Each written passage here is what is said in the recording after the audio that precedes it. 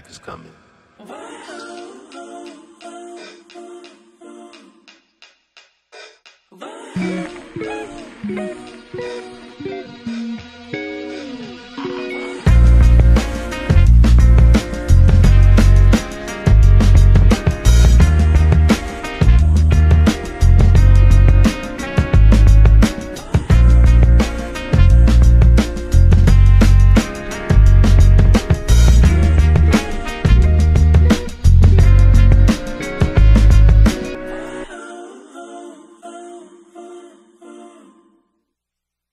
Cold water is ready, and I promise we will have tea eventually this season.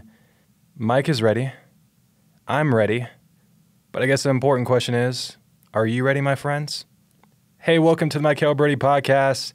I am Mykel Broady, and it is such a treat to have you listening to this episode today. As a quick reminder, this is the third season of this podcast, Analogies, Anecdotes, and Unapologetic Aspirations, and we are in our third episode. My favorite number is 3, so this is kind of a special episode here. Season 3, Episode 3. You know it's going to be a good one. And we're not going to waste any time, so let's get to the campfire.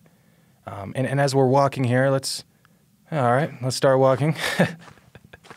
There are 3 things that I want to mention. One is truly foundational, and the other 2 are really underlying themes. The first thing I want to bring up is really the focus of the episode.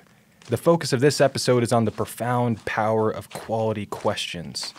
The questions we ask others, the questions we ask ourselves, and, of course, how we create a presence that welcomes them in the first place, that welcomes these deep, thought-provoking questions.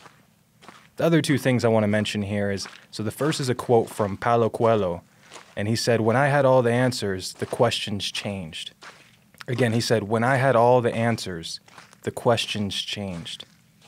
And so I just love that, right? I feel like it's rooted in giving you the freedom to not know immediately and embrace being an expert beginner, as we touched on with Chris Hess. The second underlying, theme behind it, third thing I want to bring up, and I know I'm shooting numbers here left and right, but the last thing I really want to say before we finally get to the campfire, this also deals so much with thinking of questions as invitations to explore uncharted land within your mind. These questions, they are truly invitations to explore a new beginning, to explore a new world. Quality questions provoke profound thoughts. You heard it here. Quality questions provoke profound thoughts. It's like a playground for your mind to climb towards new thoughts, swing to newfound understanding, and slide towards a better version of you. That's the power of questions, amongst many other things, and I'm excited to get into it with you today. You may have noticed our walk was so much shorter this week, and I was able to find a path that got us there a bit quicker. So as we are now at the campfire, let's get this campfire going.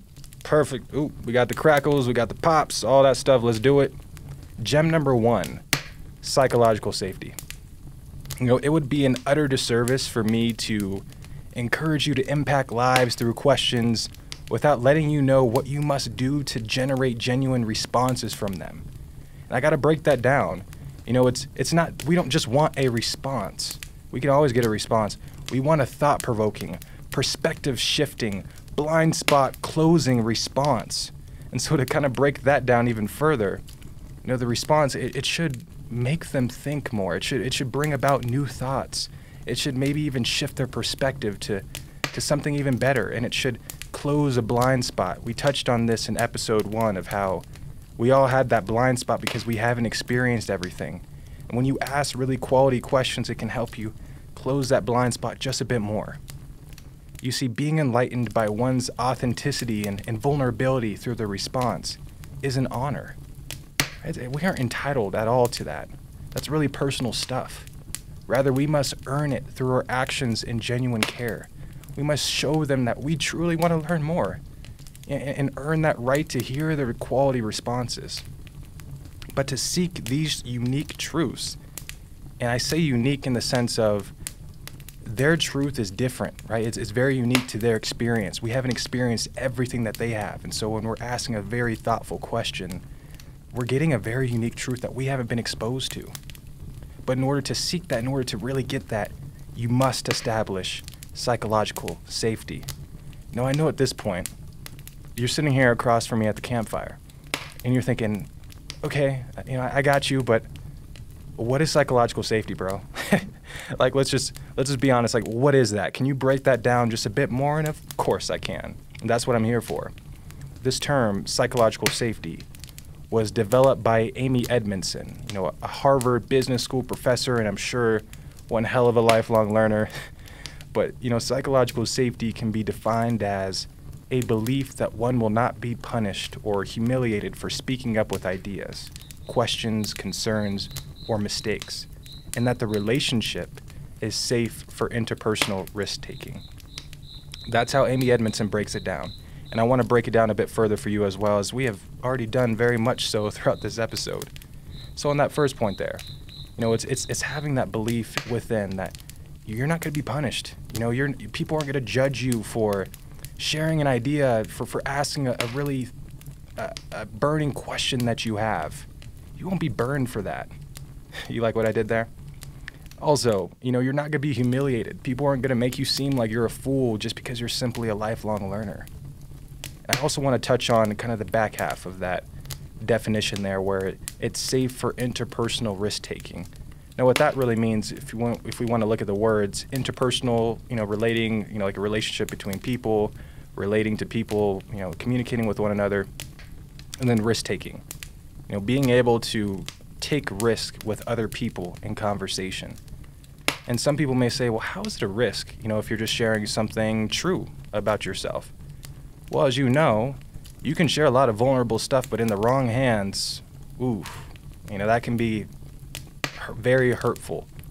And so you got to be careful there. But that's what psychological safety is about, developing, that ability for them to feel comfortable to share that with you.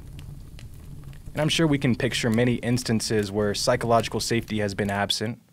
Maybe it's sharing an idea in class and having a professor immediately discredit your thoughtful response to selfishly jump to their own understanding. We've seen that. Maybe it's telling someone a mistake you've made and instantly being judged. Why did you do that? Are you serious? Rather than encouraged to seek ways to improve. Oh, I understand. I hear you. I know that's not what you desire, but how can we get better? What do you desire to take that next step forward so you don't have to make that mistake again? Maybe it's desperately needing clarification on a matter, yet you refuse to ask the question in the meeting in fear that others may see you as incompetent or too junior. You don't want to raise that hand because you're afraid of how other people may perceive that. All those examples represent a lack of psychological safety. But allow us at this moment, from this point on, allow us to put these toxic environments that lack this form of safety aside, because that's not what we're after. That's not our culture. And as John Amaechi said before, and I believe I might have mentioned this on the podcast, culture is defined by the worst behavior you tolerate. That's what John Amaechi said, and I love that so much. That's not our culture. We don't tolerate people not being able to share their thoughts, and not being able to freely express themselves, to be authentic. That's not what we tolerate here. And so I don't want to spend more of our time here at the campfire touching on that. Instead, I would like to focus on how we can apply this, how we can use this to be able to ask these quality questions to other people and ourselves. But here's the thing. I understand it's one thing for me to define psychological safety, and it's another to highlight how you may exemplify psychological safety. And the best example I have is how I've seen it benefit me in my life. For the longest time, I didn't recognize that I had established it. However, I will say, I definitely recognized the outcome of it. I would talk to some of the members of my village, and they would say, you make it easy to share vulnerable things. I have to be careful with what I share because you can talk about deep things in such a conversational and laid-back manner. And for the longest time, I just didn't understand that I was already developing that culture of psychological safety. I just thought, I'm curious, and I think that's why they share these things, because they see that I'm curious. But then I started to really observe my actions in these conversations, observe how present I was, and honestly, if I have to explain how I've exemplified psychological safety, it begins from within. as a common theme that you hear from this podcast, it always begins from within, from the person you see in the mirror. It begins with your genuine desire to learn. It begins with your genuine desire to support another on their journey. It begins with you having the humility to admit that you don't know everything. That's where it begins. I very much consider this concept of psychological safety as, an overflow matter, rather than something to physically express. You may be familiar with what I'm talking about here, because this is kind of like what we heard from LaWanda on kindness. You see, I don't think that you have psychological safety by, all right, I'm going to do this, I'm going to make sure, I have eye contact and my body's positioned this way, and they share this because of how I asked this question. True, like there's some of those elements come naturally though. But what I'm saying is, true psychological safety, it oozes out of you. It's overflow. But how so? It's because of your desire to learn, just like I said. If you're truly hungry to learn, people are going to see that. It begins with your desire to support another on their journey. If you are just so excited to help out and you want to contribute and you're not here to judge, people will feel that. It begins with you having the humility to admit that you don't know everything, like I said. It's you looking in the mirror and saying, I have a blind spot, and I am going to try my very best to close that gap as much as possible before I leave here. And so that's psychological safety. So as you learn more about this term and work to apply it in your life, take a good look in the mirror. Are you hungry to learn? Are you ready to gear up and help fight alongside your friend on their journey? Are you okay with admitting blind spots or areas of ignorance? Ask yourself those questions. As we move on to gem number 2, it's also a shift in the conversation to where we're focusing now on the questions we ask others. So we first touched on psychological safety, really developing that to be able to now ask these questions to others and yourself. And so with gem number 2, the greatest question you can ask someone is the one where they don't have an immediate answer to share with you. They have to think about it. They have to really reflect and think critically about their experiences. You're doing them such a favor, though. You're helping them out so much by doing that, and I want to bring up the quote that we talked about at the beginning. The moment you have all the answers, the question's changed. There's such a tendency for us to have an answer immediately. You're in a classroom and the teacher asks a question and you see hands fly up and it's like people are racing to answer the question sometimes. But their quality questions sometimes take time to answer. They take time to really think through and respond in a thoughtful way.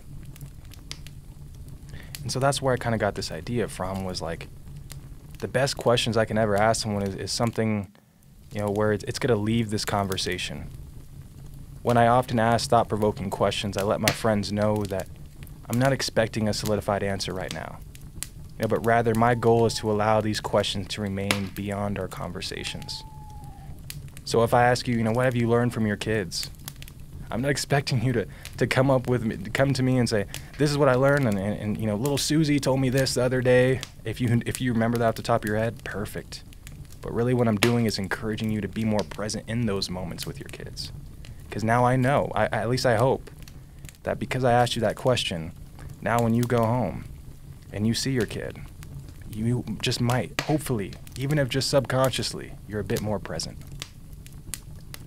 We often have to remind ourselves of the incredible power we have within. It can feel crazy to think that you can change someone's life by asking one question. I know that sounds insane, but this is true, and very much a possibility each day, through each interaction. I had a moment one time I was working at a warehouse, and pretty dark place. I mean, there was no form of sunlight. All you heard were, machines going on and so loud. You're not allowed to wear headphones, so you can't block it out. Some of the people in there just, they don't look motivated. They don't look excited to do what they do. It's kind of just like they're here for the paycheck. Not everyone, of course, and we're not trying to stereotype, but that's what I saw. And time again, I would think to myself, how do people find joy here? There was a moment where, probably a week or two later, I was walking with my manager, and We were walking across the floor, and I asked her a question. I just said, how do you find joy here? And she stopped right in her tracks, and she thought about it. She said, that's a good question. And she didn't really have an answer for me. In fact, I don't really remember it because I don't think she had one. Later that same day, had to be probably 2 or 3 hours later at the end of the shift, she walked past me and said, you changed someone's life today, and that life was mine. And I stood there just almost motionless. I didn't know what to think, how to react. But I learned that lesson, that you can change someone's life by asking a thoughtful question, by one quality question. By just asking them how do you find joy here? Right? To some people that might seem so simple, but you never know. But that's the power you can have by just challenging them to think of new possibilities. Sometimes we get so caught up in our thoughts, and it's so appealing at times to just be comfortable and to think about the same things, but sometimes that can put us in our own prison, and we don't even realize it. And these type of quality questions can release us. They serve as that key to our freedom. We've been talking about freedom a lot here. Questions are one of those ways we can seek that. The greatest questions we can ask are the ones that don't have an immediate answer. For gem number 3, I want to shift over to questions we ask ourselves. And I believe that one of the greatest catalysts for growth is asking yourself questions and answering them through your own actions, letting those actions serve as the words that you may respond to. And this is really rooted, almost kind of breaking down that gem, because some people might ask, why do I need to ask myself questions? And how I see it, there's a really popular quote by Peter Drucker where he said, you can't improve what you don't measure. So that's the need for those questions. It's very hard to improve if you don't know where you're at. And those questions help you seek that, help you find where you're at this given point in time, and how you may desire to get better. How I saw this play out in my life was through, you guessed it, Marcellus from my village. He asked me, what does it mean to fall in love with the Mykel Broady podcast? We were just in a conversation, and I happened to say, yeah, I'm just falling more and more in love with the Mykel Broady podcast as the days move forward. He said, well, what do you mean by that? Can you explain more to me? And it hit me. Obviously, it's very socially desirable to say that you're in love with the podcast you have, but when actually questioned to break it down into words, to break it down into how I've seen it play out, I didn't have an immediate answer. It was at that time where I realized I had to go through experience. I had to see it play out in my life, through my own actions. And it was a beautiful thing, and it really inspired me so much so that, on my note cards that I often talk about here on the podcast, I stopped listing challenges as just like a statement, like do this, do that. Rather, I started forming my challenges in questions. What does it mean to have a great day? What are 3 ways that your desire to learn helps others around you? I would start asking myself questions and not answering them right away. And instead, I would say I want to prove this to myself. I want to prove that I know what this means. Let me exemplify it today. Because if I truly know it, I'm going to show you each and every day. If I truly understand this, I can show you so easily. And I want to prove it to myself time and time again. And so what does that mean for you? What questions can you ask yourself? How can you gauge where you're at? And better yet, how can you exemplify, your response through actions? Letting your actions speak louder than words ever could. How do you do that? How can you do more of that? I also want to touch on psychological safety as it relates to here, because I think given just that definition I shared, it very much seems like psychological safety is something that you deal with only when talking to other people. Oh, I want to establish psychological safety so I can ask them this question and get this genuine response. But really, psychological safety can be within yourself too. I see it. You have to protect yourself at times, and how it fits is protecting yourself from old habits, ways of thinking, comfort. Because when you're challenging yourself with these questions, there's got to be a piece of you somewhere in your mind that says, hold on now. What are we doing? This is not what I'm used to. Let's pump the brakes, bro. But that's not the case. We want to fight past that, because these deep questions, we're seeking the truth. We're not seeking what's making us comfortable. There's a difference. There is a difference.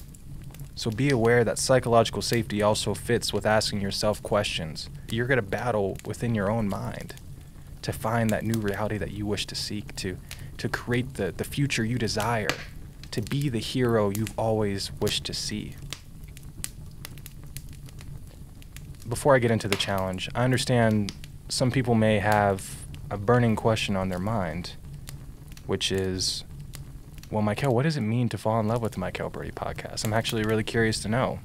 Thank you for your curiosity. First of all, you give me the psychological safety to respond to this.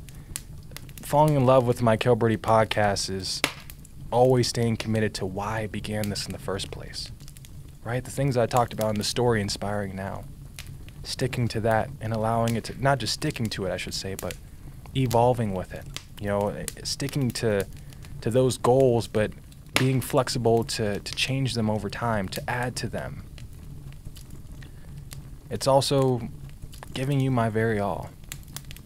Not ever holding back and trusting in why I'm doing this, and making sure that's clear every time we interact here. Falling in love with the Mykel Broady podcast means committing hours into my day, right? And committing hours into recording when no one's in the room. But I know that it can still impact people. I know that you listening right now, hopefully even feel it. You feel like you'll walk away from this convo so much better, right? So yeah, I'm definitely in love with the podcast. As we wrap up, I have a challenge to offer you. How do you create psychological safety in your interactions with others? That's the first challenge. And you'll notice I pose this challenge to you in the form of a question, because I want your actions to answer. I don't want you to tell me right now. I don't want you to type and send me something through email. I want you to show it to yourself. Prove it to the person you see in the mirror. How do you create psychological safety? Seek it through your interactions. Be more observant there. Be more present. The second challenge I have for you is kind of a double-parter, but ask a quality question to at least one person in your village and yourself. Ask one quality, thought-provoking, against perspective-shifting, blind spot closing question to someone who supports you, to hopefully someone you've already reached out to from our last Fireside Friday. But also ask that question to yourself. Not the same question, it can be different. But ask a question to yourself that challenges you and see what the result is. See how it impacts you. As always, thank you for listening. It's a pleasure to share your time. It's a pleasure to share my thoughts with you. I enjoy sitting over this cozy campfire and focusing on getting better, on improving ourselves. What you can expect moving forward is Monday motivation.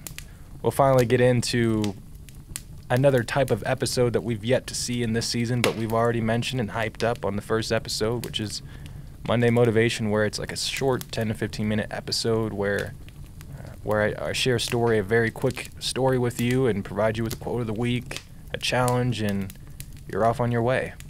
And so you can expect to see that first Monday motivation this upcoming Monday. But in the meantime, let's not forget to learn for a lifetime, redefine normal, defy the odds, and exemplify kindness.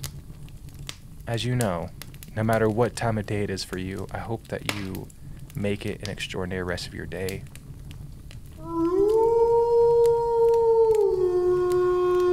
I'm just used to the sound at this point. I'm not, we can't be scared. And the fact that, let's just continue to rock with it and have these Fireside Fridays. Let's not let some weird sound hold us back from having fun here. But speaking of having fun, let's have a little bit of fun with this music here at the end. Let's hit it.